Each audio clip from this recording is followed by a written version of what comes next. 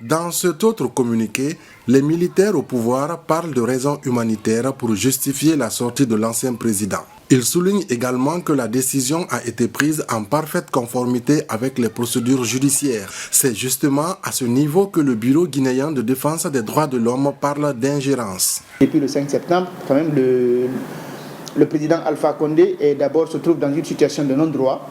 Il est privé de ses droits et libertés, et alors qu'il n'est pas présenté devant un juge.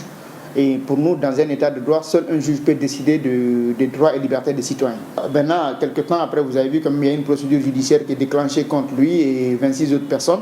Nous estimons quand même qu'il non seulement qu'il bénéficie du principe de la présomption d'innocence, mais tout ça devrait vraiment rentrer dans un cadre vraiment procédural, et que c'est la justice qui devrait décider vraiment de toute cette situation et non directement de la junte. Selon la Coalition nationale des acteurs pour la paix et le développement, une structure qui accompagne certaines familles des victimes, la justice doit continuer son travail malgré l'absence de l'ancien président Alpha Condé.